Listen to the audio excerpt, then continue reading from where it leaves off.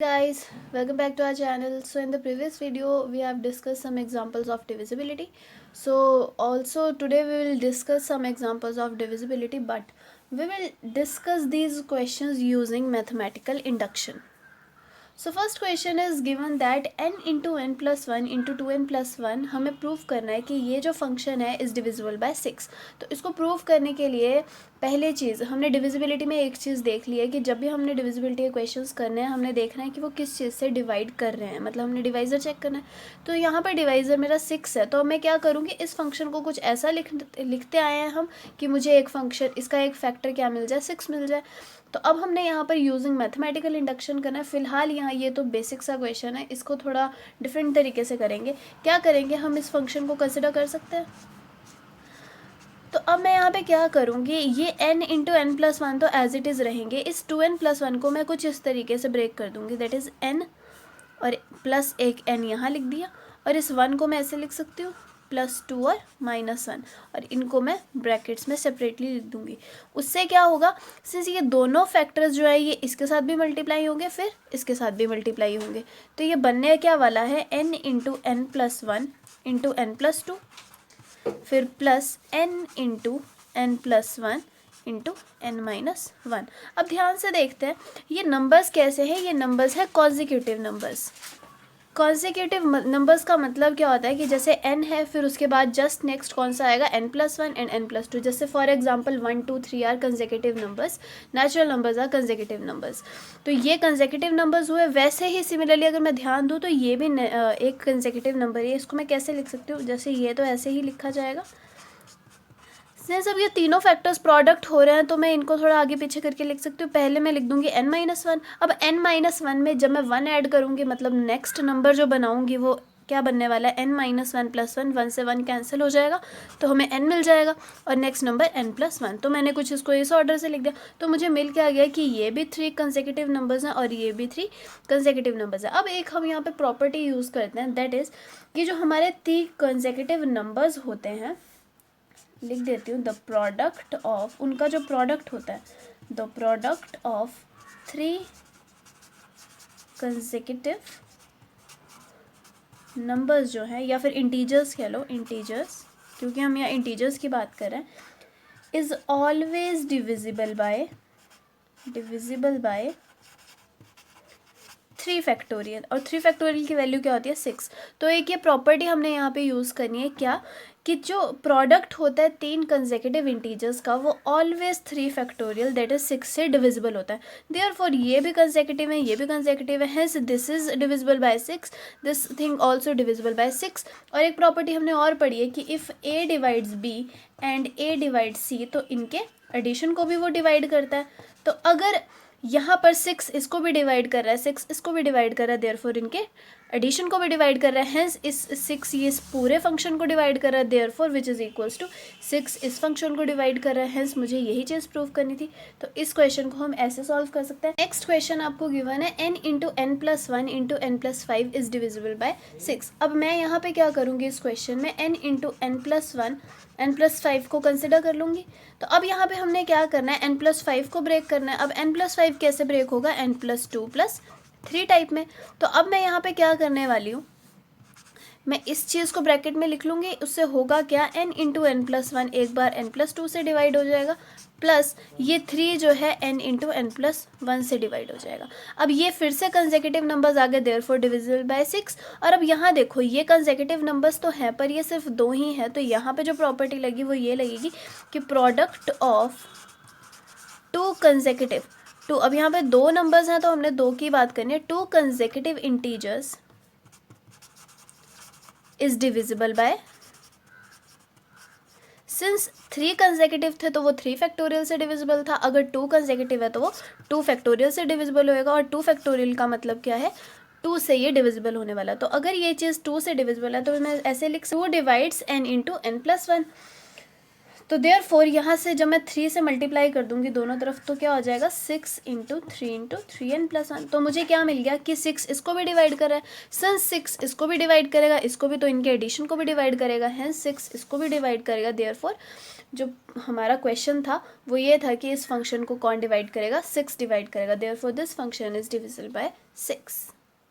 So next is कुछ questions आते हैं कंडीशन के साथ, जैसे कि अब ये वाला क्वेश्चन है, इसमें दिया क्या है, प्रूफ हमने ये करना है कि this function is divisible bye 48। Condition उसने एक दे दी है कि n इज इवन, तो हम जो क्वेश्चन हमें गिवन है हमने वहीं से स्टार्ट करना है। तो मुझे n इवन दिया हुआ है, तो n इवन मतलब क्या होगा, कुछ ऐसा दिखेगा। तो लेट कर लेते हैं n is equals to 2k type का, since where k belongs to integers. तो अगर n आपके पास ये है तो हम ये गिवन फंक्शन कंसिडर कर लेंगे। इस फंक्शन को जैसे ही कंसिडर किया, मैं अब n की यहाँ पे वैल्यूज पुट कर दूंगी, विच इज़ 2k, और n square is 4k² plus 20। तो इसको जो मैं अंदर मल्टीप्लाई करूँ, अच्छा यहाँ से एक चीज़ मैं और कर सकती हूँ, यहाँ से मैं दोनों तरफ से 2 कॉमन ले सकती हूँ। तो जब मैंने 2 कॉमन, इनफैक्ट मैं 4 कॉमन ले सकती हूँ। अगर मैंने 4 कॉमन ले लिया तो बाहर क्या हो जाएगा, 4 into 2 is 8, k² plus 5। Next is k² 5 को मैं ब्रेक करने वाली हूँ, कैसे लिख दूंगी, k² -1 प्लस 6 लिखा जा सकता है। उससे क्या होगा, इसको मैं अलग लिख लूँगी और मैं 8k से अब मल्टीप्लाई करने वाली हूँ। 8k k² -1 plus 48k। अब यहाँ पर हम फॉर्मूला लगाएंगे a² माइनस b² का, which is equals to a plus B and a minus B. यहाँ आप ध्यान से देखो, ये क्या है, वही वाले नंबर्स आगे जो भी हम पीछे करके आए थे, 3 consecutive, that is k -1, k and k plus 1। तो अगर ये 3 कंसेक्यूटिव हैं तो डिविजिबल बाय 6 होंगे। देयरफॉर इसका मतलब क्या हुआ, 6 divides k into k -1 k plus 1।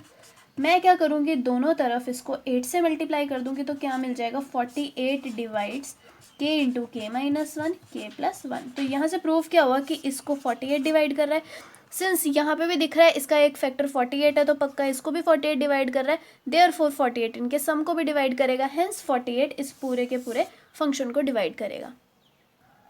So now next question आपको गिवन है 3^2n+1 plus 2^n+2 is divisible by 7। अब हमने ये वाले जो क्वेश्चंस हैं इनको हमने यूजिंग मैथमेटिकल इंडक्शन सॉल्व करना है। तो उससे पहले मैं मैथमेटिकल इंडक्शन डिस्कस कर लेती हूँ, वो होता क्या था।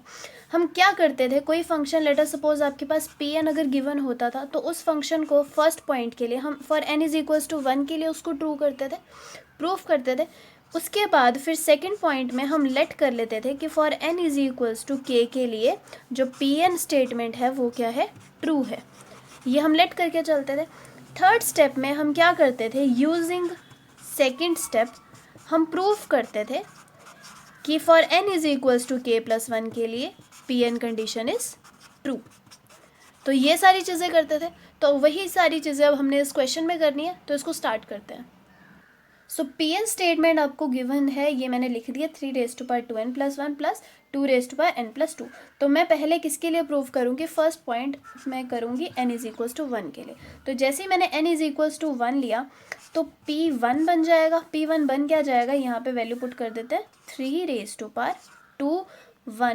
1 को मैं लिखूँगी नहीं यहाँ पे, plus 2^1+2 which is equals to, उसको सॉल्व कर लेते हैं, 3^3 plus 2^3 which is equals to 27 plus 8 which is equals to 35। तो मैंने ये चेक करना था कि for n is equals to 1 के लिए ये चीज़ ट्रू है या नहीं। इसको ट्रू होने का मतलब क्या है कि n इज इक्वल्स टू 1 जब आप इस फंक्शन में डालोगे, क्या वो चीज़ 7 से डिविजिबल है या नहीं।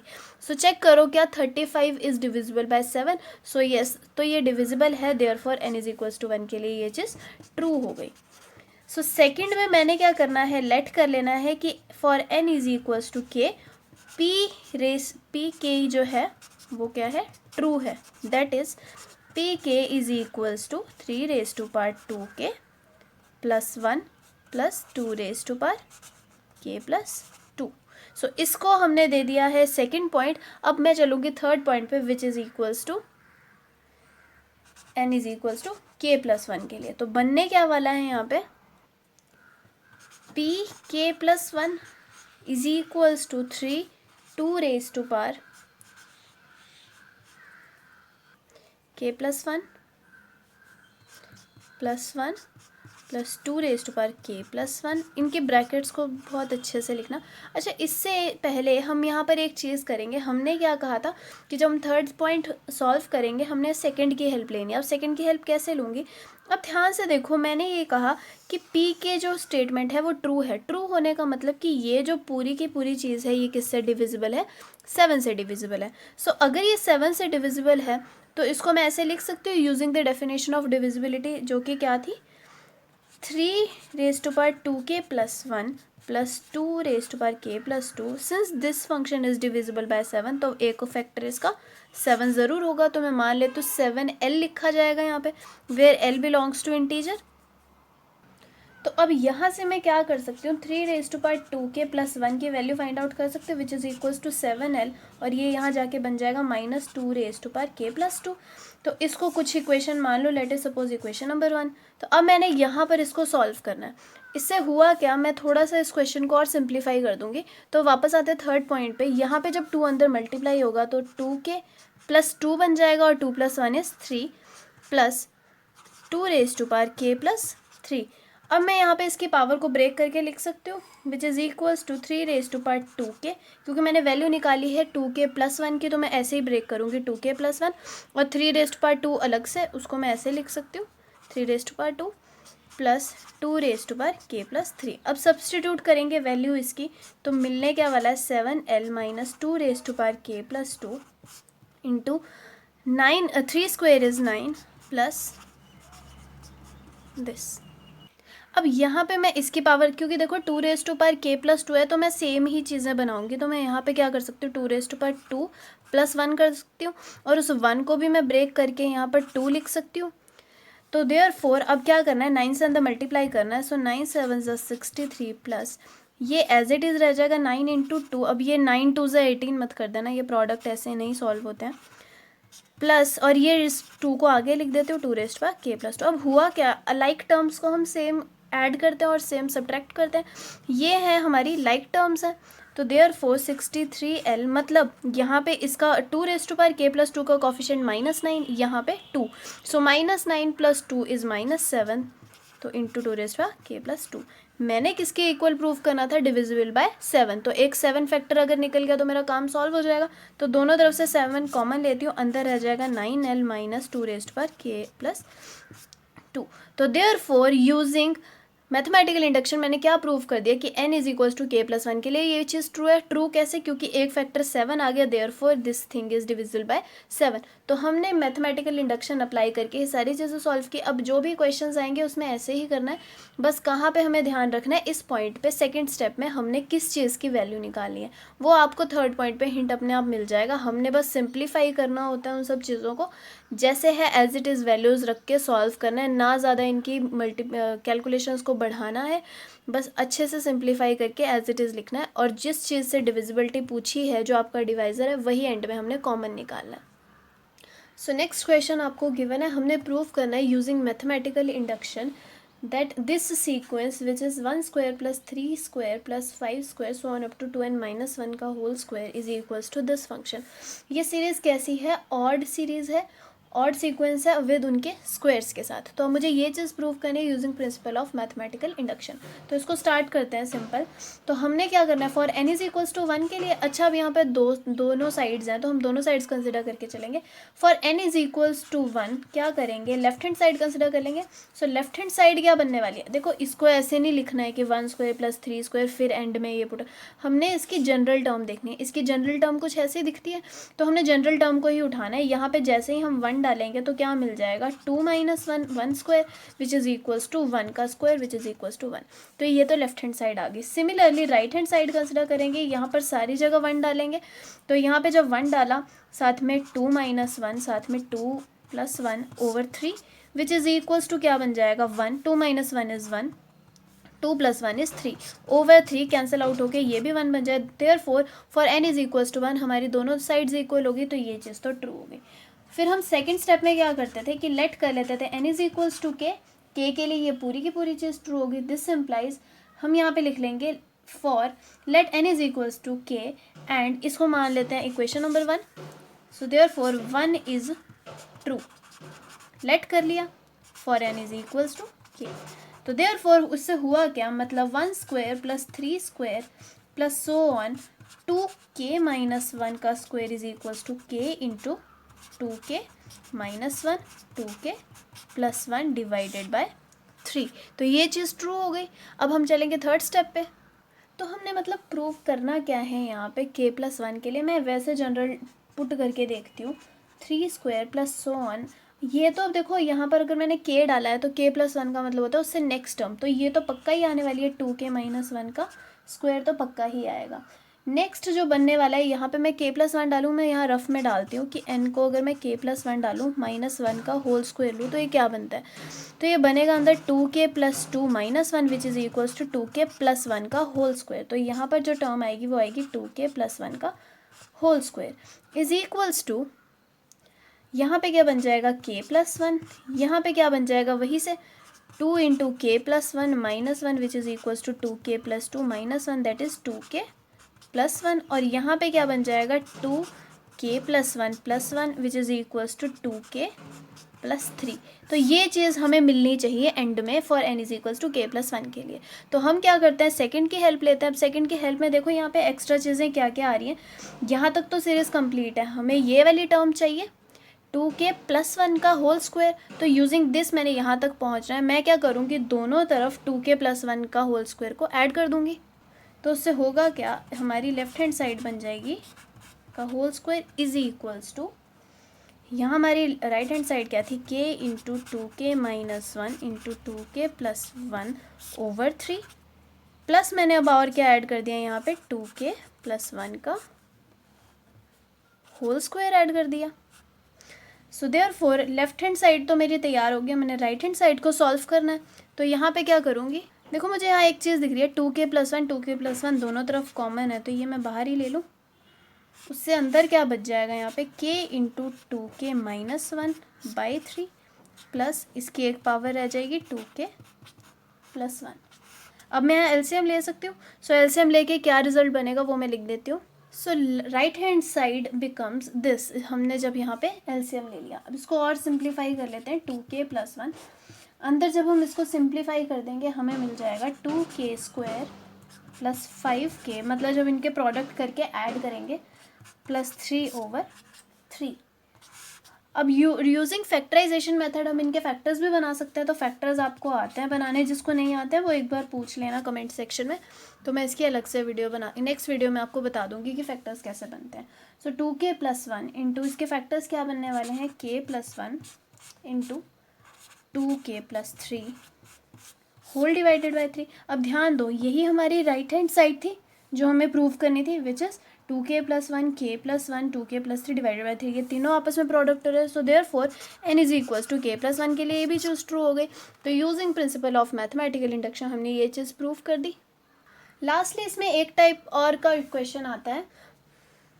फॉर एग्जाम्पल आपको वो बोल देते हैं कि हमारे पास 3 कॉन्जिक्यूटिव नंबर्स हैं, तो हमने ये प्रूव करना है कि स्क्वायर उनके क्यूब का 3 कंसेक्यूटिव नंबर्स जो हैं आपके integers, let suppose n plus 1 और n प्लस 2 हैं, तो हमें ये प्रूव करना है कि इनके क्यूब्स का जो सम है वो किससे डिविजिबल होता है, 9 से। दैट इज़ इनका क्यूब क्या हो जाएगा, n cube plus n plus 1 का क्यूब प्लस n प्लस 2 का क्यूब, किससे चेक करना है, डिविजिबल बाय 9। तो हम क्या करेंगे, इसको pn स्टेटमेंट मान लेंगे, ये भी सेव प्रिंसिपल ऑफ मैथमेटिकल इंडक्शन से हो जाएगा। For n is equals to 1 check करेंगे, वैल्यू पुट करेंगे, कुछ देखना 9 का फैक्टर बन रहा होगा, देयरफॉर ये उसके लिए ट्रू हो जाएगा। फिर k के लिए एज इट इज़ ट्रू कर लेंगे, सारी जगह k पुट कर देंगे, फिर उसी को ही सिंप्लीफाई करके k प्लस 1 के लिए ट्रू करेंगे।